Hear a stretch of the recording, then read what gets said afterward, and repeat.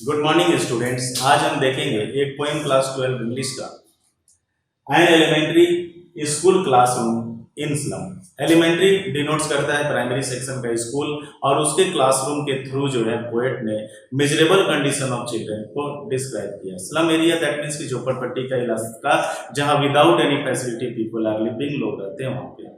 तो poet Stephen Spender जो 1930s में जो इनका बर्थ हुआ था और बर्लिन में, और इन्होंने बहुत ही खूबसूरत से इस एक्सप्लेनेशन को यहाँ पर दिया है। फॉर एग्जाम्पल अब आप देखिए वन बाय वन इसको। First line of the poem, classroom का सीन है और क्लासरूम के बगल में यानी कि स्कूल के बगल में एक ट्री भी है, एक पेड़ भी है और उस पेड़ के ऊपर में एक गिलहरी रहती है और क्लासरूम की कंडीशन बहुत ही बुरा है, बहुत ही खराब है और वहाँ पर बच्चे जो है, चिल्ड्रन जो है वो अपने स्टडी को कर रहे हैं। तो चलिए, दीवारें टूटी हुई हैं और हवाएं जोर से चल रही हैं। पोएट कहता है कि यानी फार फार फ्रॉम जस्टी वेव, जस्टी डिनोट्स करता है तेज, जस्टी डिनोट्स करता है मजबूत तेज हवा का झोंका, वेव्स दी चिल्ड्रन फेसेस, इन बच्चों के चेहरे पर हवा का तेज झोंका जो है पड़ रहा है।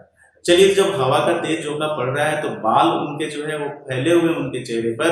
तो देखिए, बालों के बारे में पोएट ने कहा है कि उनके बाल कैसे हैं, तो लाइक ए रूटलेस। अब यहाँ पर रूटलेस एक पोएटिक डिवाइस है जो डिनोट्स करता है the miserable and poverty stricken life of the children, और ये वर्ड डिनोट्स करता है insecure life of the children.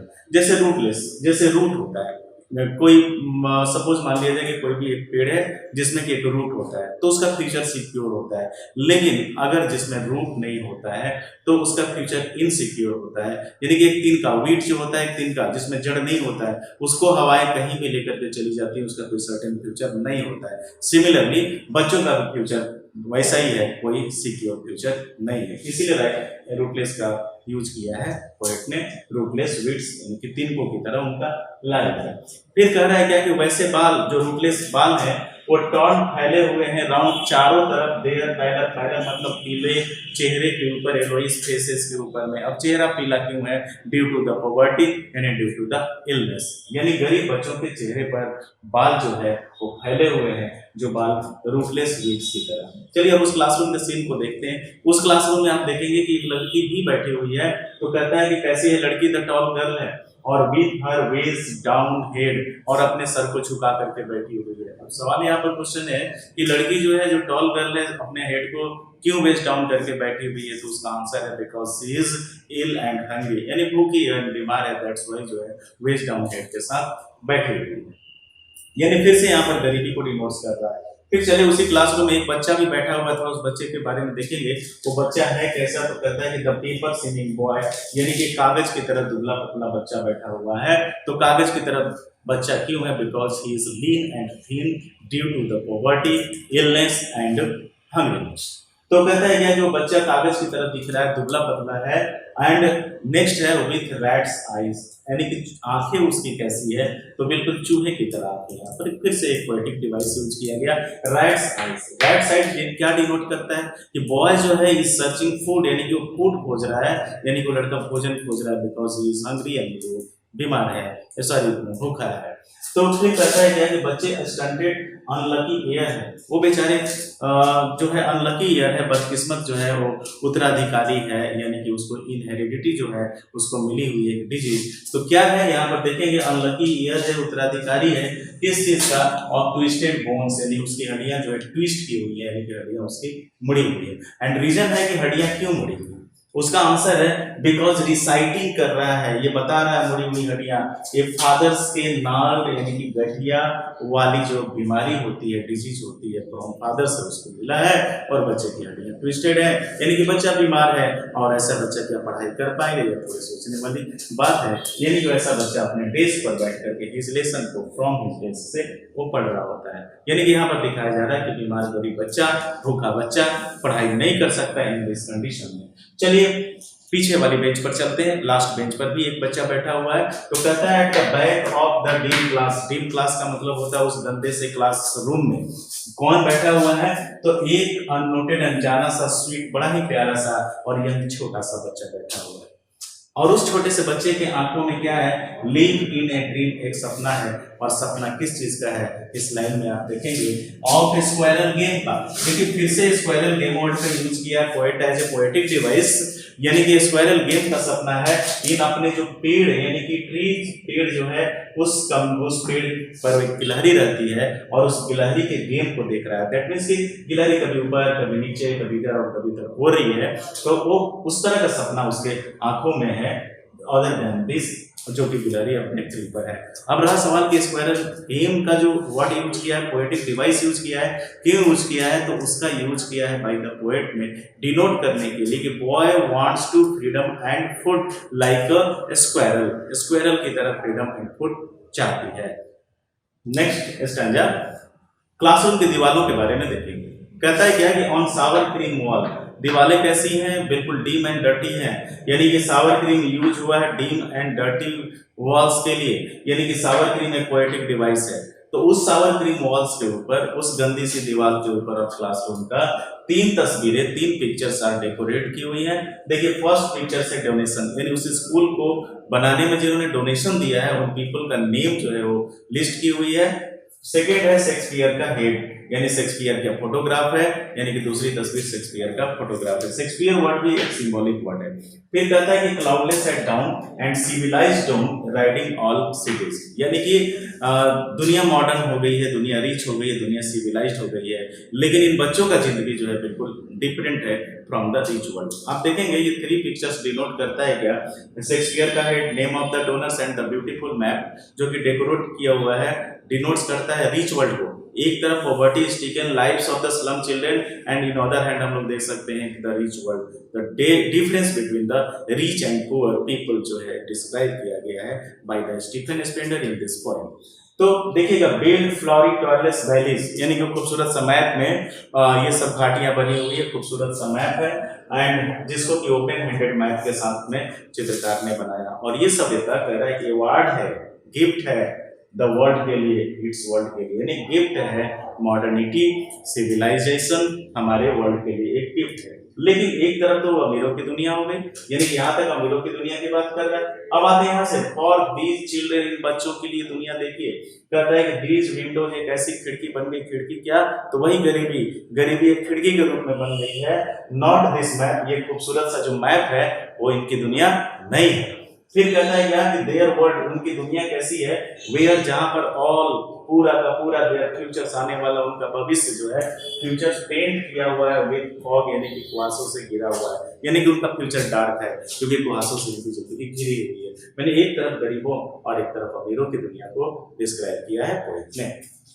देखिए अब उनके बस्ती यानी कि जो झोपड़पट्टी है उसकी गलियां कैसी है, तो कहता है क्या कि नैरो स्ट्रीट सील की हुई है in with a lead sky, यानी स्काई चारों तरफ से उनकी बस्ती को घेरे हुए। अब इसके पीछे का रीजन पोएट ने कहा है ये बच्चे बाहर की दुनिया देखा ही नहीं है, बल्कि उसी झोपड़पट्टी में बच्चे जो अपने लाइफ को स्पेंड कर रहे हैं, जो कि दूर है, फार फार फ्रॉम रिवर से दूर है, केव्स से दूर है and stars of the world, यानी कि एजुकेशन से दूर है। यानी कहने का मतलब कि ये बच्चे गरीबी में रह रहे हैं और इस दुनिया से, अपने इस स्लम एरिया से बाहर की ओर निकला ही नहीं है उन्होंने। नेक्स्ट स्टैंडा गरीबी को डिनोट्स करने के बाद नेक्स्ट स्टैंडा क्या कह रहा है, उसी गरीबी को फिर से डिनोट्स कर रहा है और कहता है कि surely Shakespeare is wicked. Shakespeare यानी शेक्सपियर बेकार है उनके लिए, किसके लिए, बच्चों के लिए।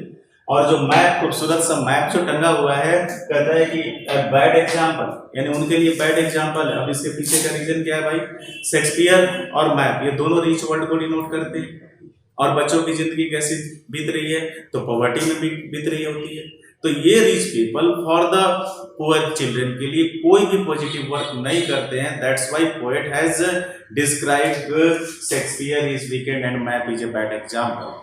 फिर कहता है क्या कि देखिए वो बच्चे जो बैठे हैं अपने क्लासरूम में और जो सामने खूबसूरत सी जो मैप तस्वीर टंगी हुई है, ब्यूटीफुल सीनरी टंगी हुई है, बच्चे जो है उसको बार बार देख रहे हैं। जैसे इस वर्ड में आप देखें जिसमें सीप्स चल रहे हैं, सन शाइनिंग कर रहा है, लव टेम्पटिंग, बड़ा ही प्यार से बच्चे, टेम्पटेशन यानी कि लालच हो रही है, देम टू स्टील, यानी स्टील मतलब चुरा लेना, यहाँ चुरा लेना वर्ड यूज किया गया, जानने की इच्छा उन बच्चों की है ताकि मैं आउटसाइडर वर्ल्ड को भी जानूं। दैट्स वाई बच्चे जो है उस फिगर के ऊपर, उस पिक्चर के ऊपर में देख रहे होते हैं।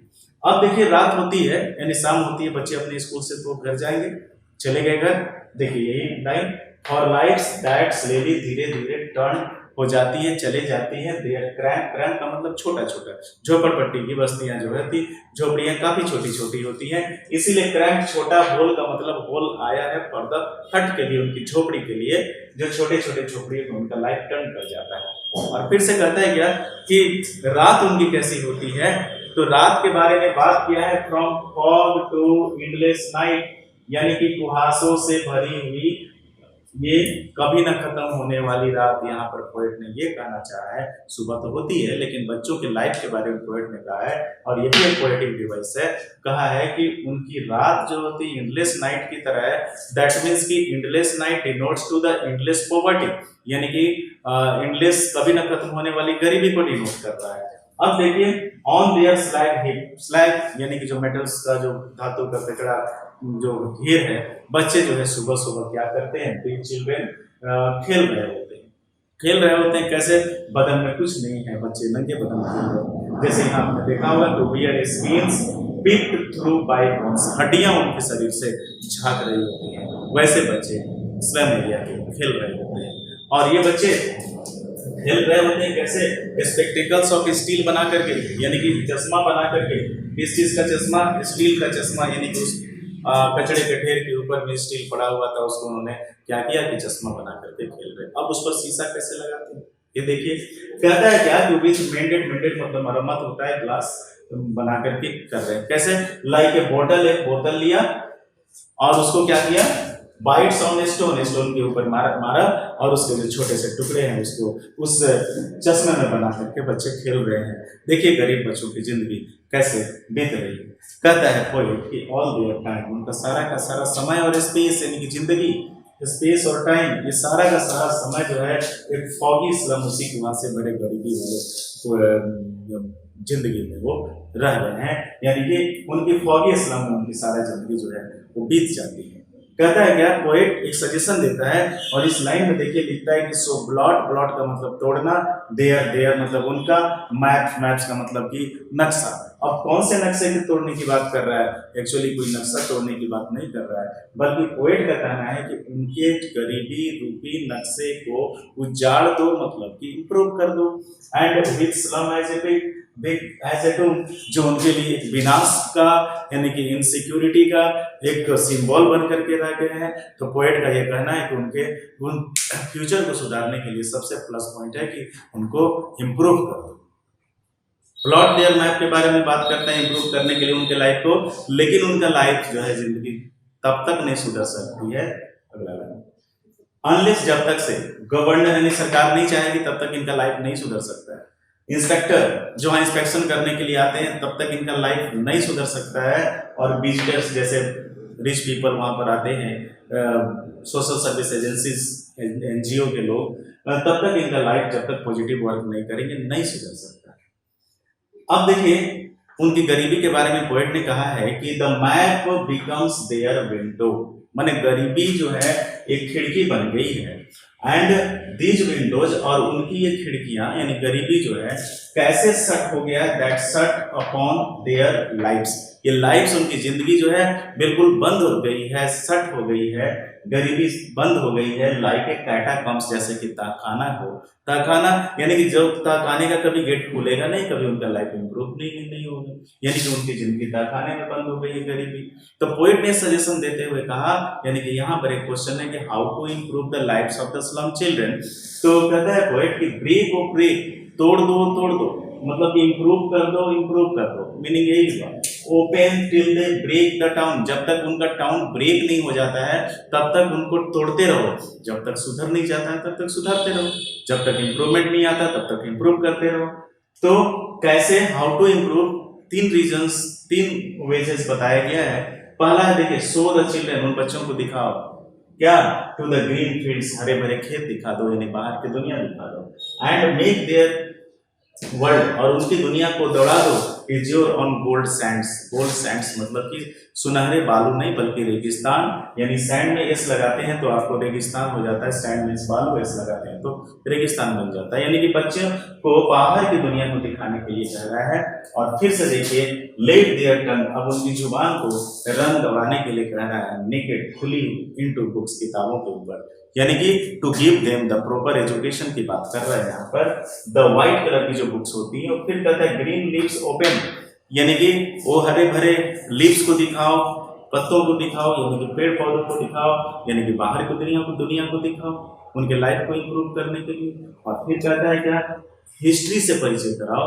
और कैसा history, there whose language is the sun, sun की तरह ब्राइट हो, सन की तरह चमकीला हो, ऐसे लैंग्वेज से उनको उनके हिस्ट्री से परिचय कराओ। कहने का मतलब कि उनके ग्लोरियस पास्ट को दिखाओ। तो यहाँ पर हम बात कर सकते हैं कि 3 ऐसी चीजें उन्होंने बताई है टू इम्प्रूव देयर लाइफ्स का। पहला है to give the proper education to दो children who are living in the slum area. दूसरा है recognition of the outsider world, and तीसरा है recognition of the glorious past. In 3 ways से हम कह सकते हैं कि पोएट स्टीफन स्पेंडर ने कहा है टू इम्प्रूव देयर लाइव्स। यानी शॉर्ट में हम बात करें कि बाई पॉजिटिविटी थिंकिंग और पॉजिटिव वर्क जो है of the rich people can be change the life of slum area. इसमें कुछ पोएटिक डिवाइसेज आपने देखा, कुछ ऐसी चीजें देखा, द डिफरेंसेस देखा between the rich and the poor people के बीच में। और इस तरह से ये पोएम आपका एंड होता है। नेक्स्ट वीडियो में हम लोग नेक्स्ट पोएम को डील करेंगे। Thank you.